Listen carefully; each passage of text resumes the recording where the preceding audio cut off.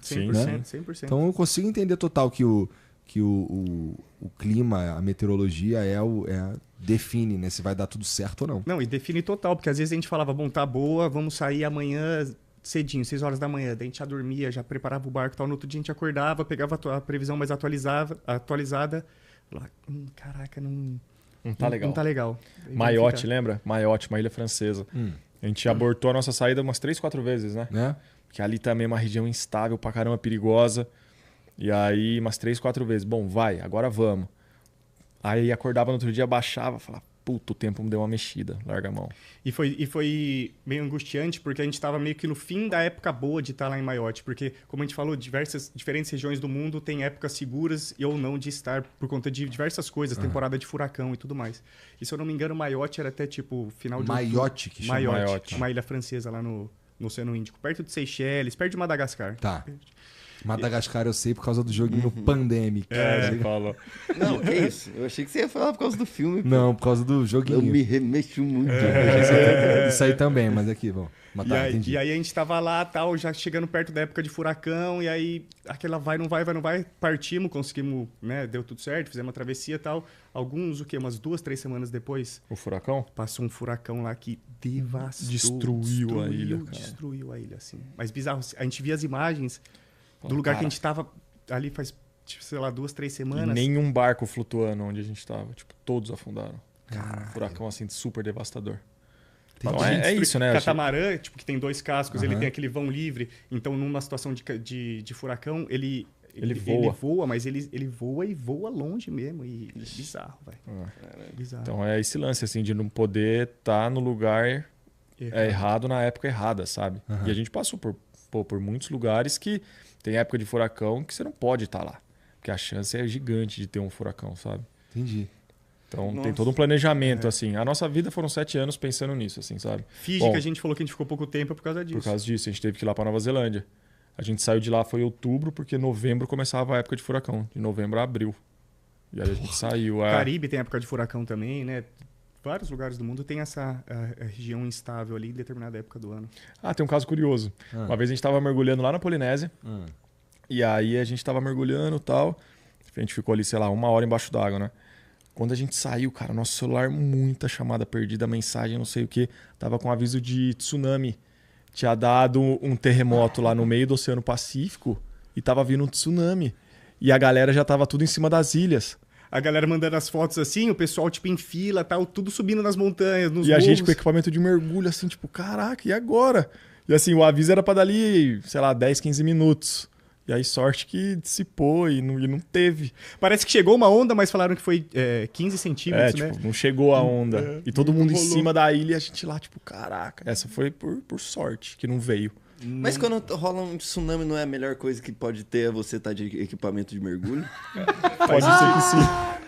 Vocês estavam, tipo, super seguros. Os barcos, normalmente, o que seria um procedimento ali, um protocolo? Você vai lá pro meio do mar, porque a onda no meio do mar, ela é basicamente um vagalhão, assim, sabe? Então ela tem aquela montanhona, assim. Aí conforme ela vai chegando perto de terra, que a profundidade vai diminuindo, ela vai ganhando corpo e ela vira a onda, né? Então, realmente, um protocolo é sair fora pro meio do mar. Então, talvez a gente ia estar de boa lá e só ia sair e não ia ter o barco mais. Né? Ou se a gente estivesse embaixo d'água, porque isso tem caso, né?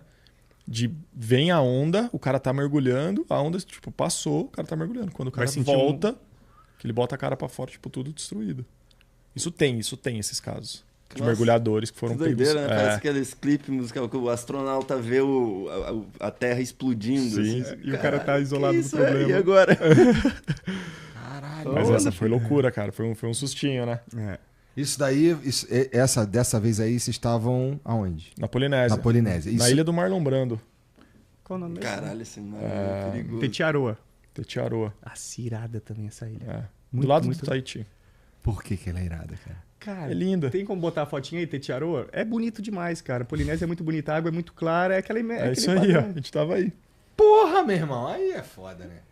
Que isso, cara? Tipo assim... Ilha do Marlon Brando? O Marlon Brando, ele tem parece que tem um hotel nessa ilha. É o De Brando, se eu não me engano, é 5 estrelas. De Brando, é isso aí, ó. Aqui, ó. A gente tava exatamente ali onde tem aqueles veleiros ali. A gente tava exatamente aí. Entendi. Caramba. Exatamente. Inclusive tem um celular meu que tá no fundo do mar aí. Se alguém achar... Na época eu namorava e a gente tava fazendo um churrasco, tava só eu e ela, o Neto tava no Brasil, ele veio fazer exame de saúde, alguma coisa. E aí caiu aquela gordurinha da comida ali na água, juntou um monte de tubarão ali em volta, ela foi pra filmar, meu celular caiu. Daí tá lá ainda, meu celular. Puta merda. E aí quem disse que pula? Porque, pô, você dando carne de churrasco pro tubarão ali, pra você pular na água, aí também já é pedir demais. Eles Né? estavam oriçados ali e tal, daí foi. Os caras nadaram com centenas de tubarões, tá? E tu aí boladinho com um tubarãozinho lá em Recife, porra. Vai só comer só a tua perna, só nada demais, não, tá tranquilo. Pô, mas maneiro, cara. Maneiro. Que lugar lindo, cara. Lindo. Só lugar lindo, cara. Muito, muito. Polinésia é bizarro, cara. Polinésia é bizarro. Em terra tem, então, Cape Town, que vocês estavam falando, tem Namíbia. Que mais de lugar maneiro pra tudo? Na terra que vocês viram. Canadá foi um país que a gente curtiu pra caramba. É? Canadá. A gente fez um trampo, a gente levou um barco do Tahiti, desse lugar, até o Canadá. Que foi a nossa travessia mais longa, por sinal. Foram 23 dias de mar sem parar, sem ver terra, sem nada. E aí, quando a gente chegou lá, foi a primeira vez que a gente viu um dinheirinho, né? E essa travessia, esse trampo é legal falar também, que é um trampo que a galera não imagina como é que é. Por exemplo, se você tem um barcão, um iate, e tá lá no Tahiti, por exemplo, e você quer, eu quero que daqui um mês meu barco esteja no Canadá, você contrata uma equipe, que é o Delivery Crew, a equipe que vai fazer esse delivery, e que vai lá, pega seu barco e leva de um lugar para o outro. É Qual basicamente barco isso. vocês levaram? Foi um iate? Um iatão, um barco bem grande mesmo.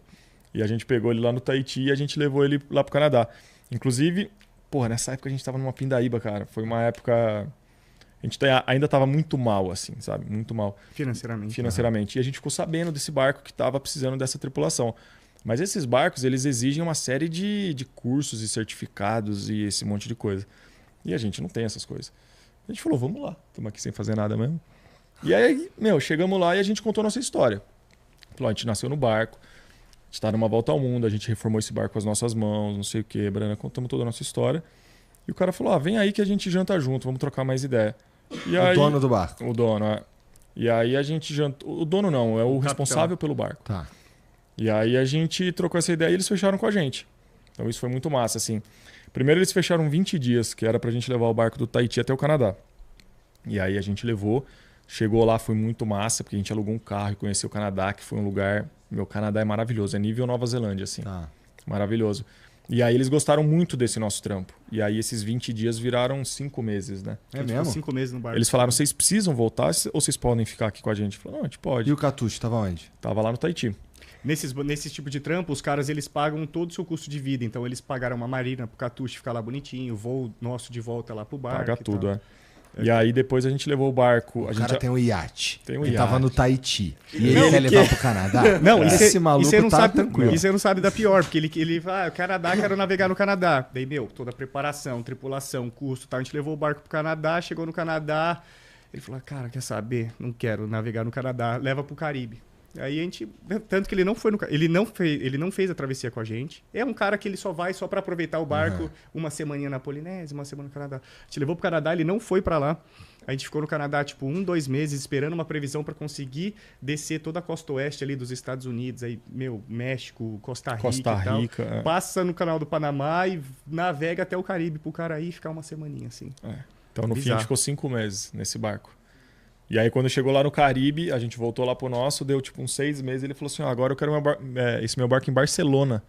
Vocês não topam voltar, pegar o barco, tá no Caribe, levar até Barcelona? A gente topa, aí voltamos. Então, assim, esse barco marcou uma mudança na nossa vida, assim. Por vários, assim, pelo lance da experiência, que até então a gente só conhecia o Catuche, a gente só tinha navegado nele.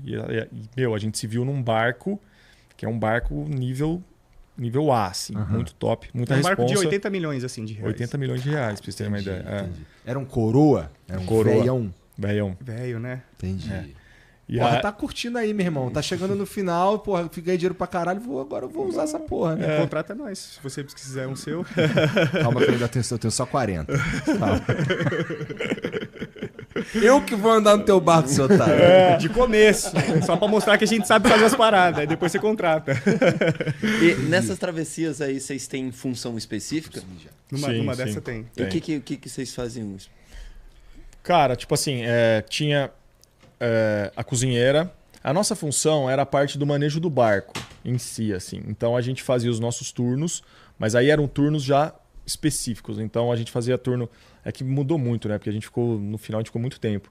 Mas numa média dá umas 4 horas. Então a cada 4 horas tinha um que tinha que estar lá. Mas daí, tipo assim, nesse tempo que você tá lá, você é responsável pelo barco. Você é o comandante ali, entendeu? Então, ajuste de vela, alguma coisa assim, você tá 100% responsável pelo barco. E fora dessas 4 horas é como se você estivesse de folga, entendeu? Lógico que você tem que estar o tempo inteiro...